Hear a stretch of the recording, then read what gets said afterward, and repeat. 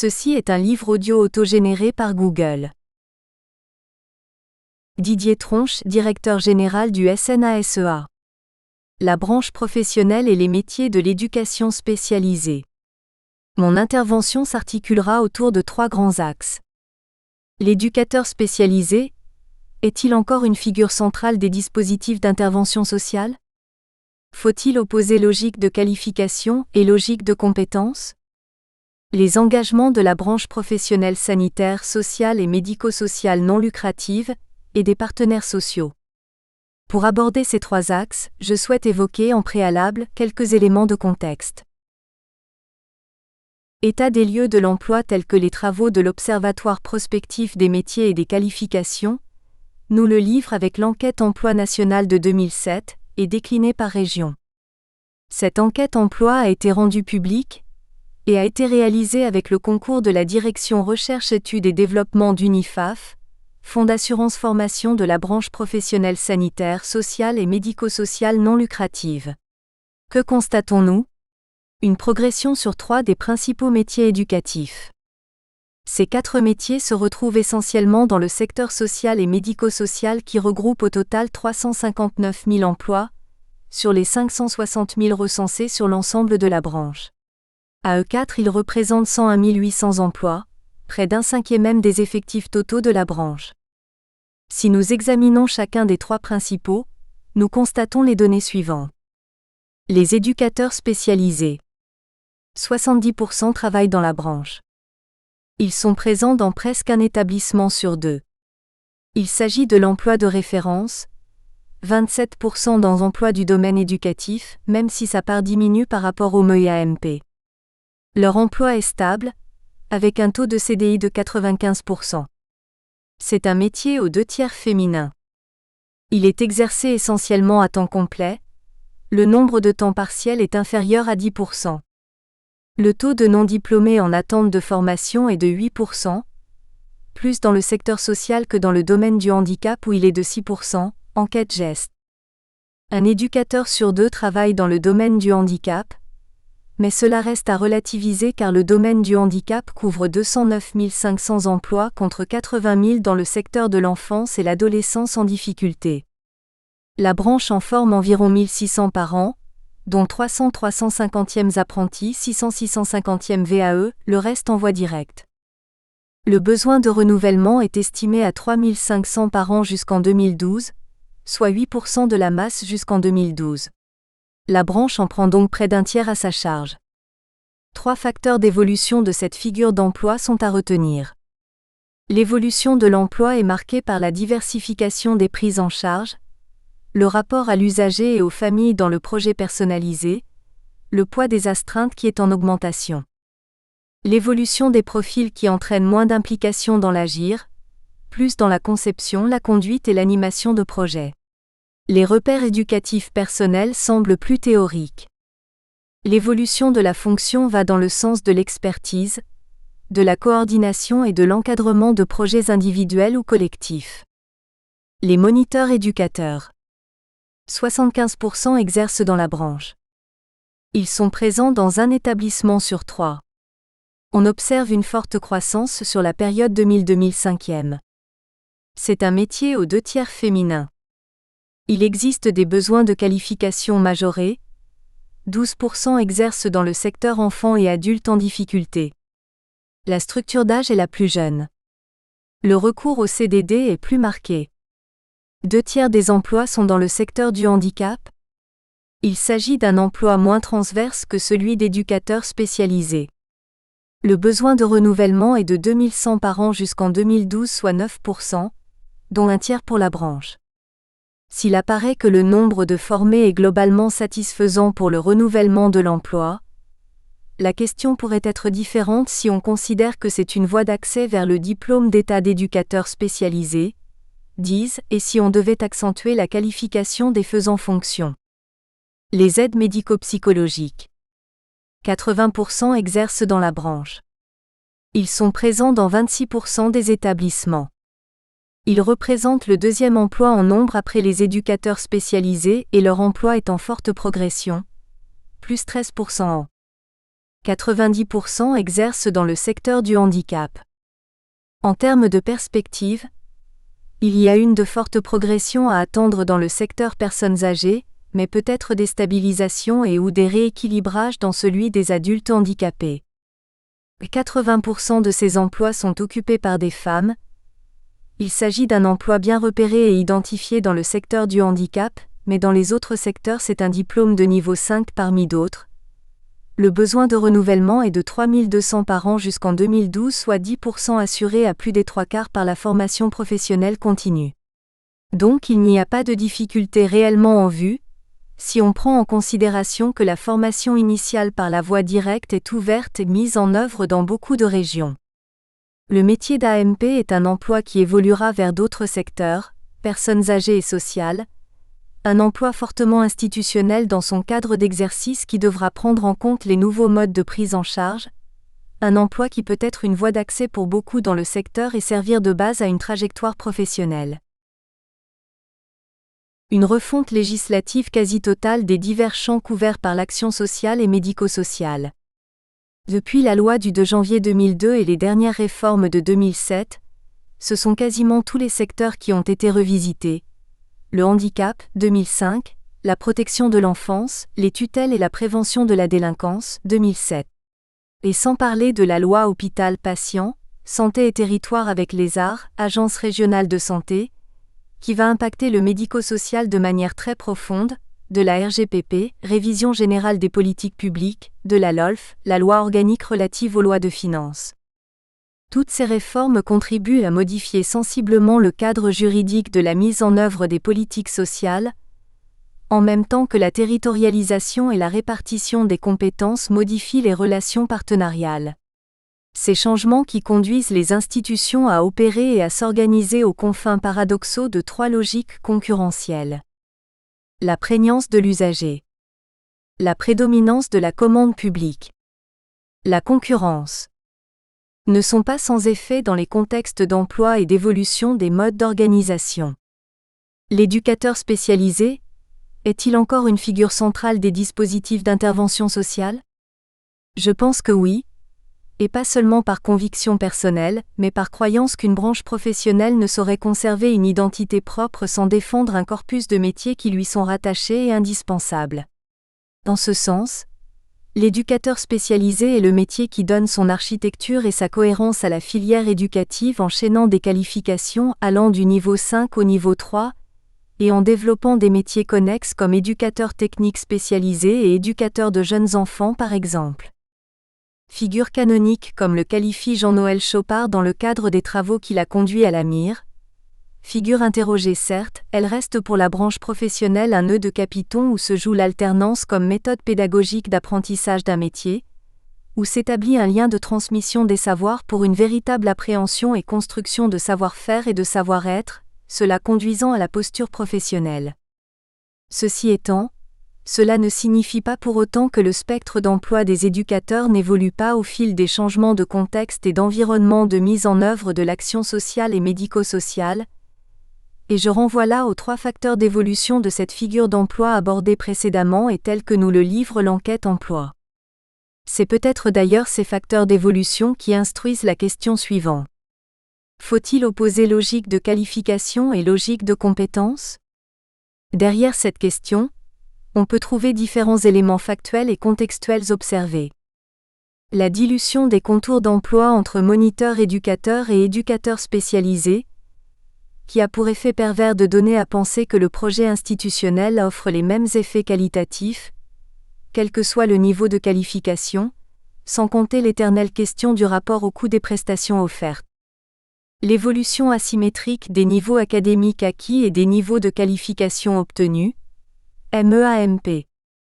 Une nouvelle voie d'accès à la qualification par la VAE, validation des acquis de l'expérience, loi du 17 janvier 2002 de modernisation sociale, qui a beaucoup interrogé les formateurs, les syndicats, la corporation quant à la qualité des diplômes, leur reconnaissance, une utilisation abusive de cette nouvelle voie pour régler les questions liées à la pyramide des âges.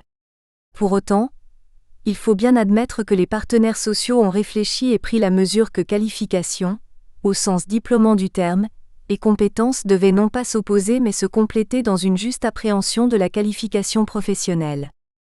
Pour faire court, 2 principes ont guidé les partenaires sociaux. La diversification des voies d'accès à la qualification diplômante. Le caractère générique des diplômes. C'est ce qui les conduit dès 2000 à penser un référentiel professionnel pour les éducateurs spécialisés. Et là, oui, on peut considérer qu'il y a eu, de par le dialogue social et l'engagement des partenaires sociaux, une volonté d'inverser la logique.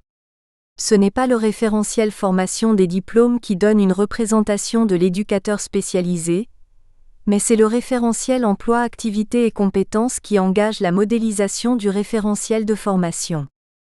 C'est ce référentiel professionnel qui permettra la mise en œuvre de la VAEA, ouvrant ainsi une voie nouvelle à la qualification par la reconnaissance d'acquis de l'expérience à côté de celle par la formation, qu'elle soit en voie directe ou en situation d'emploi, contrat de professionnalisation, apprentissage, voire parcours de professionnalisation. Le caractère générique des diplômes conjugué aux travaux de réforme des diplômes entrepris depuis 5 ans par la Commission professionnelle consultative du travail social et de l'intervention sociale, permet l'établissement de passerelles à la fois horizontales et verticales entre les niveaux et les filières. Et nous n'en sommes sans doute qu'à une première étape vers une meilleure appréhension de ce qui fait la singularité de ces diplômes professionnels. Mais qui dit caractère générique, indique aussi que des compétences complémentaires doivent être acquises pour répondre aux particularités des contextes d'emploi. Ainsi donc une bonne compréhension de la nécessité des diplômes, mais aussi une saine reconnaissance que la qualification doit aussi englober des compétences et leur évolution et leur adaptation, doivent nous amener à plutôt renforcer l'idée que les compétences individuelles ne sauraient remplacer des compétences reconnues collectivement. C'est donc tout naturellement que l'on va trouver des engagements de la branche professionnelle et des partenaires sociaux, sur des axes forts. Les engagements de la branche professionnelle et des partenaires sociaux. Ces engagements s'opèrent sur des axes forts. La diversification des modes d'accès à la qualification diplômante. L'apprentissage 2000. Le DSB, dispositif de soutien de la branche, VAE. Les parcours de professionnalisation. La professionnalisation des intervenants éducatifs en centre éducatif renforcé. Les PIQ, programmes d'intervention pour la qualification ayant permis par exemple à nombre de moniteurs éducateurs d'accéder au diplôme d'éducateur spécialisé. La détermination de priorités dans les politiques de formation, accords triennaux. La cogestion du fonds d'assurance formation. La mise en œuvre d'un observatoire prospectif des métiers et des qualifications. La signature d'une convention cadre avec le GNI, Groupement national des instituts régionaux du travail social, et l'AFORTS, Association française des organismes de formation et de recherche en travail social. La signature d'accords cadres avec les ministères Solidarité, Justice. En conclusion, je dirais que la volonté de qualifier, quelle que soit la voie d'accès, en impulsant bien évidemment par la formation professionnelle continue qui garde un caractère promotionnel,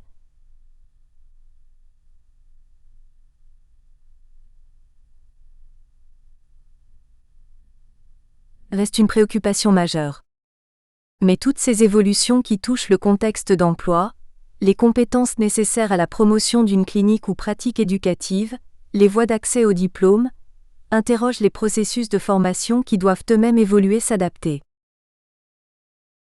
Édith Montmoulinet, formatrice à l'IRTS de Talence Bordeaux. La socialisation professionnelle des éducateurs spécialisés, reproduction et rôle des centres de formation. Les premières écoles d'éducateurs spécialisés naissent en plein cœur de la guerre. Chacune revendique ardemment son identité, ses méthodes et ses références propres. Cette diversité persiste en dépit des tentatives d'harmonisation opérées tout d'abord par le premier texte régissant le contenu de la formation de 1967, puis par la réforme de 1990.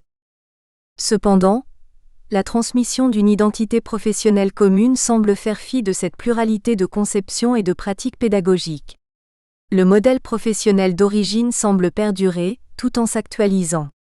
C'est parce qu'il est mou que le modèle de l'identité professionnelle est résistant, c'est parce qu'il reste implicite parfois indicible, qu'il présente une force illocutionnaire et des effets de sens cohérents et efficaces. La reproduction de ce modèle s'effectue certes essentiellement via les stages, par un contact direct des étudiants avec leurs futurs pairs. Le professionnel expérimenté joue un rôle essentiel dans le cadre d'une sorte de compagnonnage cognitif et affectif favorisant le cheminement identitaire de l'éducateur en herbe, mais aussi, et ce à l'encontre des idées reçues, par le biais des centres de formation, véritables courroies de transmission. En partant de questionnements simples, qui, comment et que forme-t-on ? Notre analyse comparative de 5 centres de formation de France, complétée par une observation participante quotidienne dans un 6e centre, a permis de rendre compte de cette reproduction. La socialisation professionnelle des futurs éducateurs spécialisés puise ses racines dans un héritage encore bien vivant. Héritage qui sous-tend très largement, explicitement et implicitement, l'ensemble du dispositif de formation, en dépit des disparités notoires entre les différentes écoles. Le curriculum formel en garde les traces fondatrices, en dépit des modifications opérées au fil des réformes du diplôme d'État. Le curriculum latent conforte et renforce l'inculcation des valeurs pionnières du secteur éducatif, en prenant appui sur une homologie entre les modalités pédagogiques et d'admission, des centres de formation et éducatives, adoptés par les professionnels. Les effets de la formation ne se présentent pas pleinement en adéquation avec les attendus pédagogiques affichés et recherchés explicitement par les acteurs institutionnels, mais s'avèrent davantage en accord avec les curricula cachés professionnellement valorisés. Notre recherche a permis de repérer la permanence d'un modèle professionnel davantage axé sur la prégnance d'un savoir-être que la transmission et l'appropriation de savoirs théoriques. En dépit de sa forte dimension programmatique et prescriptive, la formation affecte principalement les dimensions psycho-affectives du vécu des étudiants. Et les étudiants accordent une importance toute partielle au savoir théorique. À l'issue de sa formation, le futur éducateur se trouve porteur d'une identité professionnelle tiraillée entre 2 pôles. Il se présente et se souhaite technicien de la relation, mais n'en revendique pas moins pour autant la primeur de certains dons ou de certaines qualités personnelles sur les savoirs. Penchons-nous sur une part, certes très parcellaire mais assez illustrative et représentative, de cet héritage, transmis en grande partie grâce à une homologie des 2 lieux participant à la socialisation professionnelle des futurs éducateurs spécialisés. Fondement et persistance du modèle professionnel. Les 2 facettes constitutives de l'identité professionnelle des éducateurs spécialisés. L'identité des éducateurs s'est construite progressivement depuis les années 1940, même s'il leur est attribué des ancêtres bien antérieurs à cette date. Cette identité est régulièrement dite en crise, alors que, comme l'a montré François Dubet, la tension sur laquelle elle s'est établie en constitue le fondement. Ces acteurs oscillent effectivement en permanence entre une interprétation de leur activité en termes de vocation et une interprétation en termes de profession. La professionnalisation de la fonction éducative a traversé plusieurs étapes. Les divisions fondatrices du métier se sont matérialisées, au fil du temps, dans les caractéristiques attendues de ce nouveau travailleur social. 2 principaux types de références ont vu le jour, se rejetant l'une l'autre dans les discours mais cohabitant dans les pratiques. Le modèle familial charismatique, sous-tendu par la vocation issue d'une idéologie religieuse, a néanmoins été malmené par le modèle technicien, référence idéologique de type scientifique, principalement due à la vulgarisation de la psychologie. Certes, l'environnement n'a cessé d'évoluer et ne ressemble plus à celui à partir duquel sont apparus puis ont pris appui les pionniers de l'éducation spécialisée. De nombreux facteurs ont entraîné des modifications certaines dans l'exercice et la pratique du métier. Obligations législatives, restrictions budgétaires, évolution du public, apparition et concurrence de nouveaux métiers ou fonctions. Il n'empêche. Au-delà des contingences diverses et variées, demeure en filigrane l'essence même du métier. Ce dernier s'est élaboré sur un dilemme fondateur qui en constitue à la fois, et depuis toujours, la force et la faiblesse. L'identité professionnelle de l'éducateur n'a eu de cesse d'être tiraillée entre 2 références idéologiques dissemblables, voire contradictoires. Amour-vocation d'une part et profession-technicité d'autre part. Elle s'est construite en faisant coexister dans un paradoxe permanent, deux facettes opposées, mais néanmoins constitutives. Il n'y a pas succession de modèles, mais développement d'une formation unitaire à travers ses différentes versions depuis le pionnier des origines jusqu'à l'éducateur de contact du début des années 80. Autrement dit, bien sûr l'identité de l'éducateur spécialisé se donne dans un contenu, dans une définition, mais celle-ci ne s'élabore pas au cours du temps, tout est donné au départ et se joue ensuite dans une stratégie où l'enjeu est simplement la répétition. La personnalité de l'éducateur, connaissance de soi, authenticité dans son action, épanouissement personnel, demeure toujours le support de l'action éducative. Le triptyque initial de la pratique professionnelle, basé sur un cas individuel, la personnalité et l'analyse de type psychologique, perdure et transcende les différents modèles professionnels. Les valeurs fondatrices de l'éducation spécialisée restent profondément inscrites tant dans les discours que dans les actes. Le soubassement du modèle originel n'a pas complètement disparu. Un soubassement vocationnel toujours actuel. La crainte d'une technicité déshumanisée a parcouru l'histoire de l'éducation spécialisée. Étienne Jovigno évoquait fin des années 1960, l'illusion et la menace technocratique supposée valoriser la profession, alors que, disait-il, on ne peut passer sous silence les exigences déontologiques de l'exercice de la profession d'éducateur.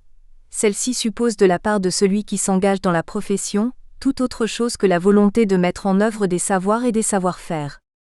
En fait, s'il existe bien des techniques pédagogiques utilisables en éducation, l'éducation elle-même engage la personne. Elle est fondée sur la relation du moi au toi et au nous. 13. Dès 1969, les anciens éducateurs reprochent l'embourgeoisement et la fonctionnarisation de leurs successeurs.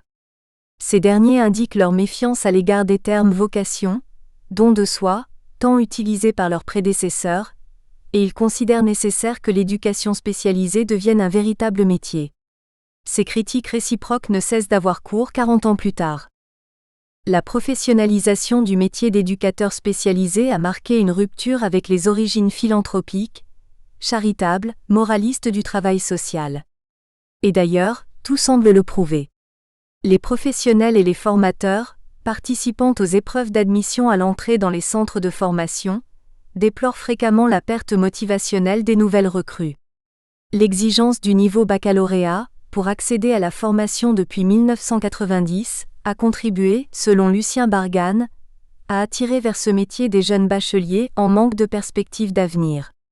Et dès lors, être éducateur n'est plus un métier choisi mais un gagne-pain. La mise en place de filières de préparation à la sélection renforce cette tendance.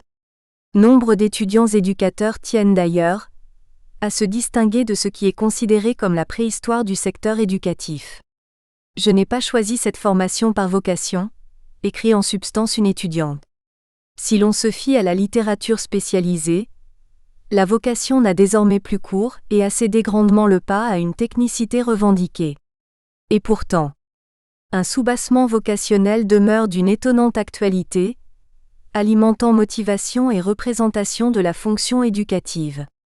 Les étudiants débutants en sont friands et le clament haut et fort, en écho avec les représentations sociétales, notamment celles véhiculées dans les guides de carrière. Ces représentations prennent appui sur la facette humaniste du métier d'éducateur. Nombre d'auteurs n'ont eu de cesse d'ailleurs de prouver la permanence de la dimension vocationnelle au sein du secteur éducatif, confirmant ainsi les représentations de sens commun attribuées à ce champ professionnel, et contredisant les discours virulents réfutant un tel héritage. La dimension vocationnelle traverse les époques et les modes. L'éducateur d'aujourd'hui comme d'hier opte pour un métier où il lui est possible d'accomplir une mission. Avec leur aspiration missionnaire, les étudiants débutants mettent le doigt sur l'ambivalence originelle du métier, qui perdure et s'infiltre dans toutes les interstices de la socialisation professionnelle. La sélection et la formation prennent toujours appui sur les deux facettes du dilemme constitutif de ce corps de métier. Tenant et opposant de l'une ou l'autre des conceptions, coexistent dans les écoles et sur les lieux d'exercice professionnel. Et même si la vocation, l'esprit missionnaire et le don de soi, bagage demandé à l'éducateur du modèle tutélaire, semblent d'une autre époque, Il en reste des traces à tous les niveaux et dans tous les lieux concernés par la socialisation professionnelle des éducateurs, à commencer au travers des critères sélectifs eux-mêmes. La dimension humaniste quêtée au cours des épreuves de sélection trouve en partie son origine dans l'histoire familiale des étudiants. Un habitus en phase avec les valeurs du secteur. Les étudiants interrogés dans notre étude sont la preuve vivante de la persistance du modèle pionnier de l'éducateur spécialisé. Ils ont bénéficié d'une socialisation initiale qui, bien que s'exprimant sous des formes variées dans les itinéraires de chacun des étudiants, met l'accent et produit une prédisposition et un intérêt manifeste pour l'aide, la relation et l'ouverture. Comme le précise Alain Villebrode, les familles d'éducateurs façonnées soit par un certain catholicisme social, soit par un humanisme dégagé de l'influence de l'Église, ont non seulement apporté à leurs enfants une sensibilité particulière mais leur ont offert maintes occasions, qui étaient autant d'expériences initiatiques, d'intérioriser des valeurs empreintes de dévouement et de charisme. Il est possible de considérer que le principe d'unité du métier d'éducateur transcende les origines sociales et scolaires, et prend assise dans des dispositions morales ou psychologiques, valorisées précisément par les idéologies professionnelles, l'attirance pour un métier socialement utile, l'envie de s'occuper d'enfants ou le désir d'aider les autres. Socialisation primaire, activité militante, prépare l'inscription dans un métier pas comme les autres, de vocation, de relation et d'épanouissement personnel. Cet habitus entre en phase avec la facette humaniste, plus ou moins affranchie de l'éthique chrétienne, du métier d'éducateur. Et ainsi, les nouvelles générations, bien que connaissant d'autres types d'expériences communes comme la crainte du chômage, une incursion plus massive à l'université, partagent toujours avec leurs prédécesseurs les mêmes fondements professionnels initiaux. L'héritage familial et l'initiation par les ancêtres ou les autres éducateurs vont entretenir et permettre reproduction et poursuite de la tradition. Les prédispositions, quêtées par les professionnels et les formateurs à l'entrée des centres de formation du travail social, vont être ensuite modelées au sein d'un dispositif de formation construit en parfaite homologie avec les deux références clés du secteur de l'éducation spécialisée. La dimension dite technicienne, avec recherche d'un épanouissement et de plénitude, va alors trouver le moyen d'éclore ou d'être affinée, en cas de présocialisation ou de diplôme professionnel antérieur, au cours du processus formatif. Le processus de socialisation professionnelle dans son ensemble, dispositif de sélection et de formation théorique et pratique, contribue à entretenir, en le modélisant, le paradoxe constitutif du métier d'éducateur. Quelques traces de l'homologie entre les deux lieux de formation. Un processus circulaire. La formation vise à préparer l'étudiant à son futur travail, de façon directe par un apprentissage des fondements de la fonction éducative au cours de la formation pratique, et indirectement par la pédagogie du modèle au sein des écoles. Cependant, même si deux lieux, terrains et centres de formation, revendiquant haut et fort leur spécificité et leur caractère distinctif, se chargent séparément de la formation de l'éducateur, tout s'enchevêtre et s'entremêle. La sélection renvoie à la formation pratique et théorique. Les écoles s'appuient sur des modèles issus ou utilisés dans le secteur éducatif. S'instaure ce que nous dénommons un processus circulaire, contribuant à une socialisation bien ancrée dans le champ éducatif. Ainsi, par exemple, si la sélection s'avère fort distincte de la formation qui lui succède, elle en adopte néanmoins certaines modalités organisationnelles, elle en véhicule les valeurs essentielles, et par contre-coup, celles du secteur de l'éducation spécialisée. Signe manifeste de cette homologie, le processus d'admission repose sur le principe constitutif de la formation, à savoir l'alternance. Et l'alternance adoptée repose sur deux dimensions régulièrement opposées et source de discorde dans l'ensemble du champ éducatif, et ce depuis l'origine de l'éducation spécialisée. Les capacités intellectuelles, l'acte d'enseignement d'un côté, les potentialités d'évolution personnelle, l'acte de formation de l'autre. Sélection, formation et terrain ne cachent pas leur prédilection pour cette deuxième forme d'aptitude au travers notamment de la relativisation de l'écrit et des diplômes, la préférence des candidats expérimentés, l'emploi de personnel non formé, etc. D'autre part, l'ensemble du champ éducatif présente une attirance et un penchant certain pour la lecture psychologique ou psychanalytique. Les réunions de synthèse dans les établissements utilisent fréquemment ce type d'approche en présence d'un ou de plusieurs experts en la matière. Les modes d'enseignement et leur contenu laissent également transparaître cette imprégnation explicite ou implicite. La sélection n'est pas de reste, acteur de la sélection, critère d'admission. Donc, dans un premier temps, tout en filtrant un certain type de candidats, la procédure d'admission, rite de passage essentiel, véhicule les valeurs professionnelles. Puis, les modalités et contenus pédagogiques des centres de formation adoptés, et les caractéristiques des acteurs de la formation facilitent l'intégration sociale et culturelle des étudiants dans leur futur univers professionnel. Une pédagogie du modèle, basée sur l'accompagnement pédagogique. Quelles que soient les orientations explicites, il existe une pratique et un langage commun à l'ensemble des écoles. Comme l'expliquait Patrick Vattier, dans les années 1980, chaque école opère un mélange spécifique entre la pédagogie explicite et la pédagogie implicite, mais il est possible de repérer néanmoins une forme commune dénommée pédagogie consensuelle. Les fondements de cette pédagogie restent toujours présents. Au sein des 6 écoles étudiées, l'étudiant trouve, encore à ce jour, les moyens de sa formation principalement dans l'analyse de son propre vécu professionnel effectué en groupe et la prise de conscience par les individus qu'ils sont les principaux agents de leur formation. Ainsi, les groupes de réflexion professionnelle se présentent comme un des pivots essentiels du système pédagogique. Cet espace-temps, ces groupes nés du champ professionnel s'avèrent essentiels pour construire l'identité professionnelle. De multiples éléments contribuent à cet état de fait. Groupes de pairs facilitant les échanges et les phénomènes de miroir, travaillent sur des situations de stage dans lesquelles les étudiants sont particulièrement impliqués, situations évoquées en petits groupes et donc travaillées de façon plus individualisée, animation du groupe par des intervenants professionnels, éducateurs ou psychologues, ou issus du terrain, formateurs anciennement travailleurs sociaux, même intervenants et même groupe pendant L'. Ensemble de la formation, intervenants considérés comme des facilitateurs de parole, capacité du formateur à écouter ce qui se dit, à faire préciser, à mettre en évidence des significations auxquelles les participants n'ont pas pensé, élaboration d'un lien dynamique entre la réflexion et l'action, dans une perspective clinique, ne pas fournir nécessairement des réponses, des solutions, mais permettre à l'éducateur en formation de construire lui-même ses propres références. Ces groupes restent ainsi constitués pendant la totalité de la formation. L'étudiant bénéficie d'un suivi longitudinal et les participants partagent un certain vécu.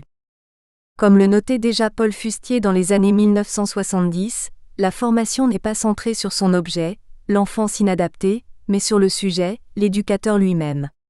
Le processus de formation se compose d'un aspect relevant du modèle centré sur l'analyse, au cours duquel l'étudiant entreprend une auto-analyse, un travail sur lui-même en fonction de la particularité des situations qu'il traverse.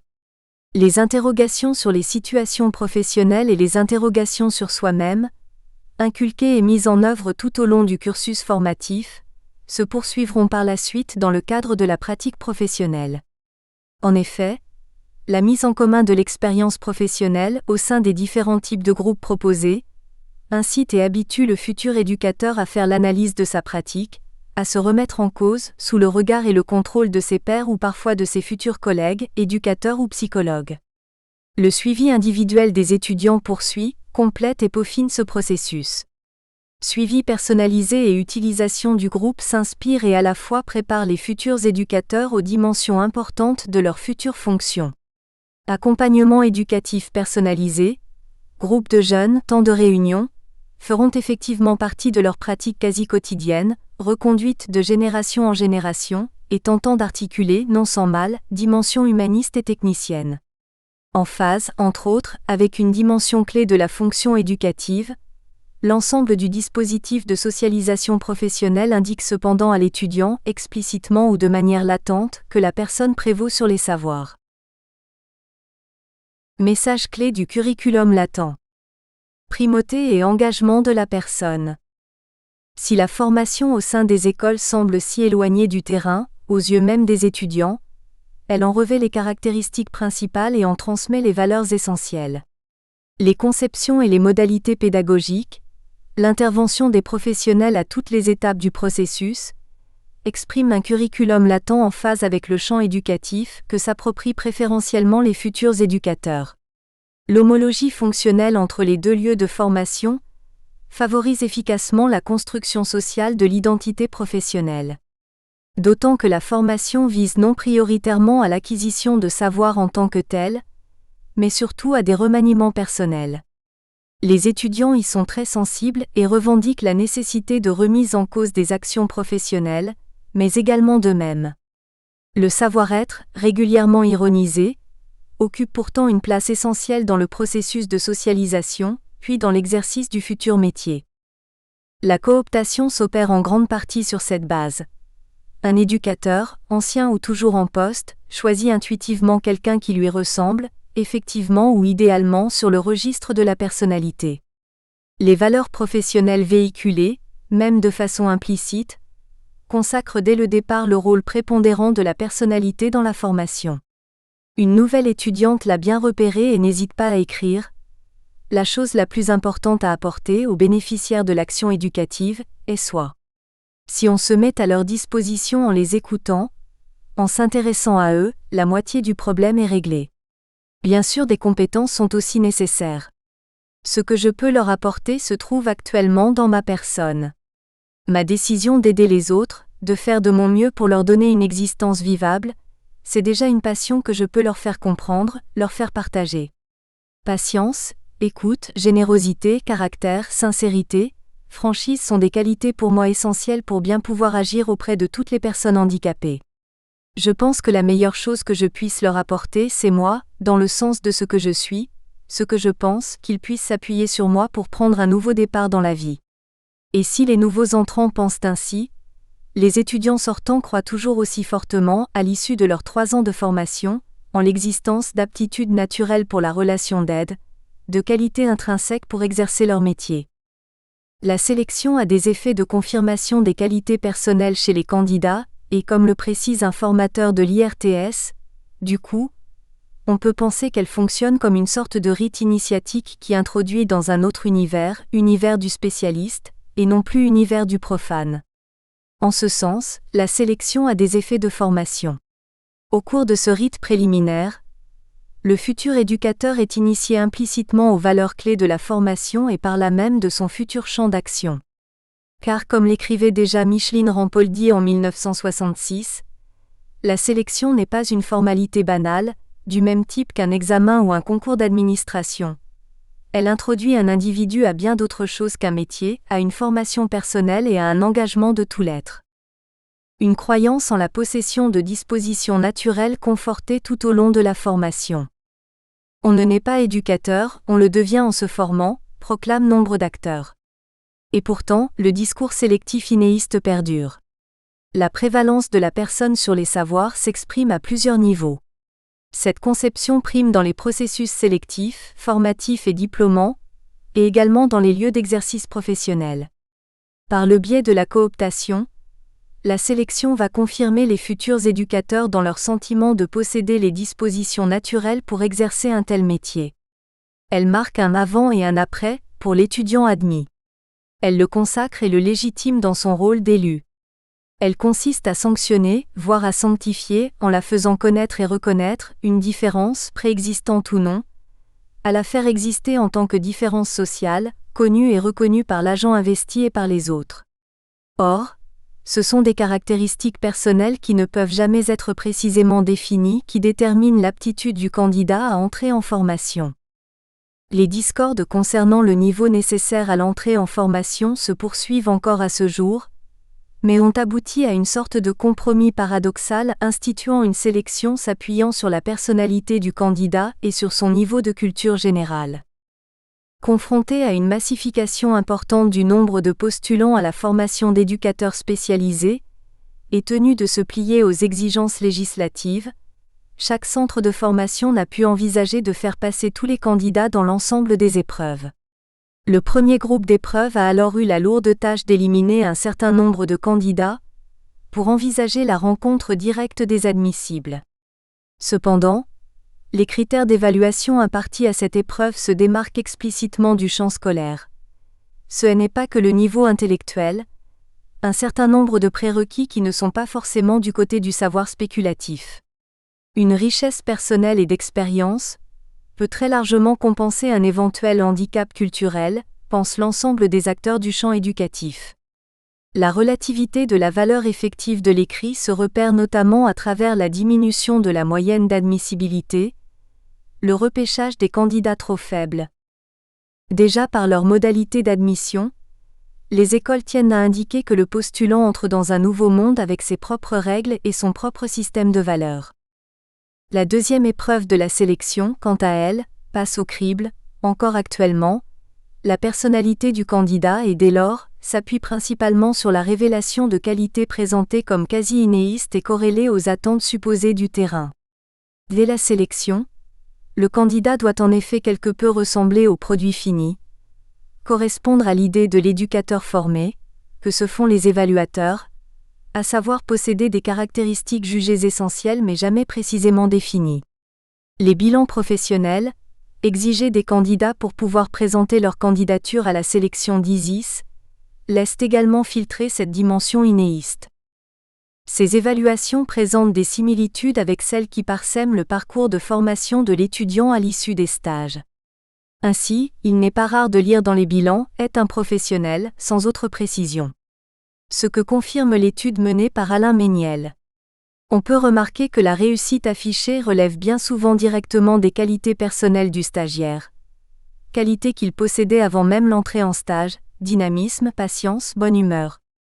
La recherche de Jean-Louis Corpès relève qu'au sein des énoncés utilisés par les directeurs ou les professionnels, la référence aux connaissances est la plus faible, 64 fois, précédée par celle relative aux techniques, 161 fois, et à l'intégration du stagiaire dans l'équipe, 221 fois, alors que la personnalité du stagiaire est citée 705 fois.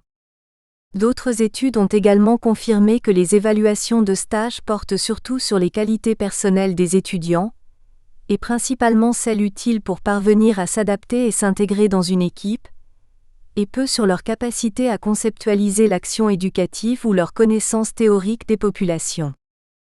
Le groupe comme lieu d'apprentissage du travail d'équipe, les composantes des bilans de stage, les similitudes de la fonction éducative et de la fonction formative, dénotent des homologies particulièrement révélatrices de la pédagogie du modèle.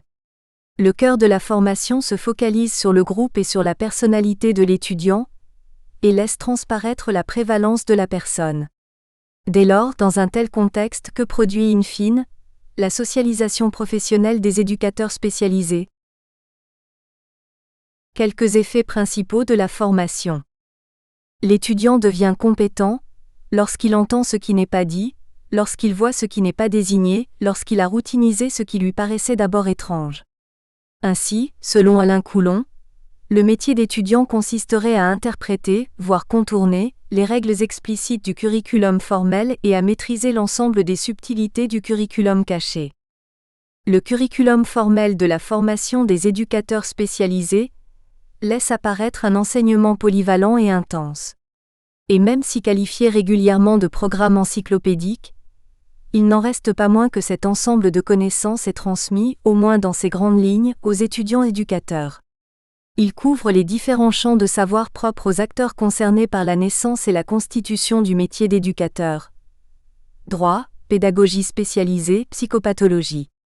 Acteurs institutionnels avec lesquels l'éducateur d'aujourd'hui demeure encore en lien dans sa pratique quasi quotidienne, magistrats, psychiatres. Reste-t-il trace de cet enseignement dispensé par chacune des écoles, même si modulé en fonction... Nous espérons que vous avez apprécié cet aperçu. Pour continuer à écouter ce livre audio sur Google Play Livres, utilisez le lien dans la description de la vidéo.